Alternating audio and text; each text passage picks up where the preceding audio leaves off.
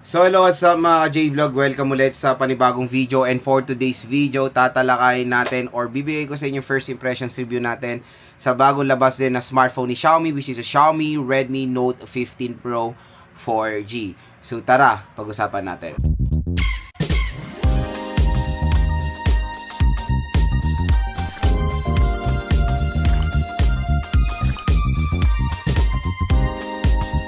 Mga ka-J-Vlog, lumabas na ang lineup ng Xiaomi Redmi Note 15 series. Sobrang dami pong lumabas na lineup ngayon. Meron tayong Note 15 4G, Note 15 5G, Note 15 Pro 4G, Note 15 Pro 5G, and the Xiaomi Redmi Note 15 Pro Plus 5G. So, 5 versions ng Xiaomi Redmi Note 15 series. Marami kayong options ngayon. And ngayon, napag-uusapan natin yung Pro version ng 4G version ng Xiaomi Redmi Note 15. Tingnan natin kung sulit ba. Kasi medyo awkward ang kanyang presyo, lalo na for a 4G processor. And kung interested kayo makuha to ng mura, sobrang mura mga ka-J-Vlog, dahil again, pag bibili kayo sa offline store or sa mga malls, SRP po ang inyong makukuha. So ano bang SRP nito? Medyo expensive for a 4G device ngayon. Ang SRP nito mga idol, for the 8GB 256, 15,000 pesos, 12GB 256,000 pesos, and 12GB 512 is 18,000 pesos. Again, 4G po yan na 4G. So again, mga ganyang presyon is 5G na. Wala na akong ganun nakikitang 4G sa ganitong price range. Pero ito magandang balita. Pag binili nyo sa mall, ganyan ang presyo. Dito sa online, sa view products natin, mura nyo lang makukuha ang Xiaomi Redmi Note 15 Pro 4G. So dito ngayon, ang kanyang presyo, ang 8GB 256 is 9,500 pesos. Pwede nyo pa ito makuha ng mababa. So sabihin na natin 9,000 pesos for the 8GB 256. 12GB 256, good news is 10,500 pesos. Presyo niya na 16,000 pesos. Ang laki na matitipid nyo. And 12GB 512 is 12,000 pesos. So sabihin na natin is an entry level smartphone din, dahil pumasok siya sa presyo niya na 9,000 pesos. So medyo okay pag binili nyo sa online, pero pagdating sa SRP, masakit po sa ulo ang presyo nitong Xiaomi Redmi Note 15 Pro 4G. So, napakamura lang sa online, kaya grab nyo na yung chance na makuha to, dahil very limited lang yung time offer na ganyang kamura ang Xiaomi Redmi Note 15 Pro 4G, dahil bumabalik to sa 12,000 pesos to 16,000 pesos. Okay? Dito lang kayo bibili dahil meron pong special voucher na naghihintay sa inyo up to 1,000 pesos off.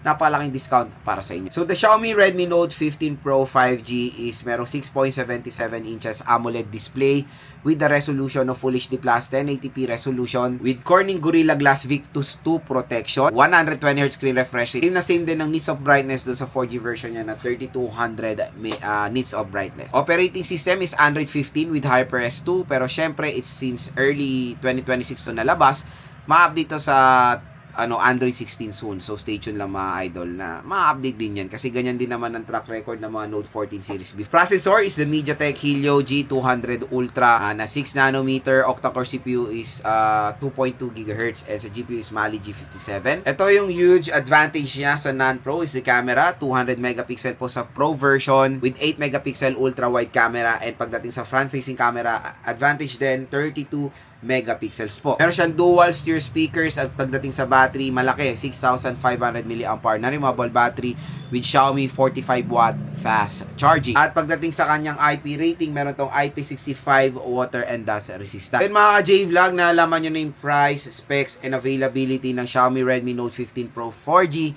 Next is bibigay ko sa inyo yung overall first impressions ko sa smartphone na to. Again, pwede po tayo magbigay ng first impression sa mga bagong labas sa smartphone, yung kanilang price, specs, and availability. And syempre, very familiar tayo sa mga specifications na yan para makatulong din sa mga consumers natin habang ino-order natin yung mga smartphones na to. So, umorder na ako ng Note 15 4G and 5G. Umorder na rin ako nitong Pro.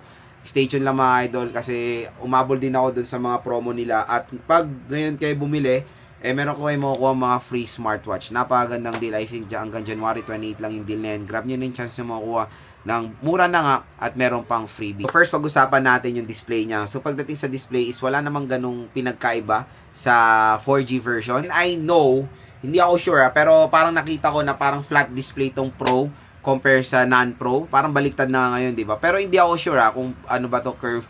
Pero based sa specifications sa display, specs wise 6.77 AMOLED Full HD plus 1080p, parehong-pareho rin doon sa non-Pro version. Even the OS, parehong-pareho rin. Dito lang talaga sila pinagkaiba sa chipset dahil yung chipset ng non-Pro is G100, G200 yung Pro. So, when it comes sa processor nila, yung 100 and 200, wala naman ganun pinagkaiba talaga yan. Konting-konti lang. And sinasabi nga sa comment section, parang rename lang ng G100 and G200 para malaman na advanced lang. Pero, yun nga, yun yung sinasabi sa comment. Based on my observation naman while using the two processor, pareho namang snappy yan dalawa na yan at it can handle din yung mga day-to-day tasks, casual things, and even for gaming, okay na okay rin silang gamitin. Kaya mapa G100 or G200, pareho silang maganda. And when comparing for the price, nakuha ko yung 4G is 6GB 128. Ito kasi, I think, ang pinaka-minimum na neto is 256. Makuha nyo siya ng 9,000, 7,000. Ang pinaka-main advantage talaga neto is the RAM at ROM. Kasi meron tayong 6GB sa pinakamababa ng 4G. Ito kasi is 8GB na. So, nakakatuwa naman sa Xiaomi is meron silang binibigay na mga plenty of storage and plenty of RAM. Lalo na sa mga ganitong presyohan. Makuha nyo yung sale price yung yung Pro version. 10.5, 12GB 256. Napakasulit po yun mga idol. Yun yung isang magiging advantage nyo sa Xiaomi. Meron silang reasonable RAM at ROM ngayon na sobrang sulit niyan. 10,500. Sabihin na natin 10K, 12GB of RAM. Okay na okay yan gamitin for gaming, even for a 4G processor ngayon. So again, for me, hanggang yung 4G processor is parang wag nang lalagpas ng 10K, okay na yan. Basta nasa 10,000 below, for me, sulit pa naman ng mga 4G processor. Basta tinadtaran nila to ng mga gandang specifications compare sa mga murang 5G na medyo nagse-setback sa mga chips sa specifications. Kasi ganyan nangyayari. Mga murang 5G ngayon, under 10,000 pesos, pero medyo mas maganda pa yung specs na makukuha natin sa mga 4G processors, diba? Camera talaga yung pinagkaiba nila, 200 megapixels sa Pro, 108 megapixels sa non-Pro. I think depth sensor sa non-Pro and dito is ultra-wide camera. So, syempre pag Note 15 series talaga, ang pinaka-priority nila is camera performance na to, AI capability when it comes sa camera. At solid ang camera na, kaya stay tuned lang sa ating review dito, ka-camera test din natin to. Pero based sa specification niya, napaka-solid, 200 megapixel, makuha nyo ng 9,000 plus. And even for the front-facing camera na 32 megapixel. Pero again, hindi tayo nagbe-base sa taas sa megapixel ng camera, kaya nga, abangan nyo na lang natin sa ating full review. Pero specs-wise, napakataas po niyan. Pero sad to say, wala siyang support sa 4K video recording, mapa rear or front-facing camera. Siyempre, maganda rin dito. Meron siyang volume booster up to 300%. Dual stereo speakers na siya, powered ng Dolby Atmos, tas meron pa siyang ganyang feature. And syempre, mga J-Vlog, when it comes sa battery, same na same din sa non-Pro, 6,500 mAh na removable battery with 45 watt fast charging. Okay? So again, mga ka-J-Vlog, okay naman yung battery niya, napakasulit, and even the charging rate. Sa 33 watts sa non-Pro, dito 45 watts. Kaya kung interested kayo makuha itong Xiaomi Redmi Note 15 Pro 4G, dito yan, mura-mura lang, sobrang layo sa SRP. Grab nyo na yung chance na makuha to ng sobrang mura lang dito sa ating product link, at meron pang special voucher na naghihintay sa inyo. So again, I know marami pa rin nagiging skeptical bumili online. No worries, official store po yan, at hindi naman, wala naman, ano naman trip ko mag-recommend ng hindi legit, dyan nga ako bumibili, diba, sa official store.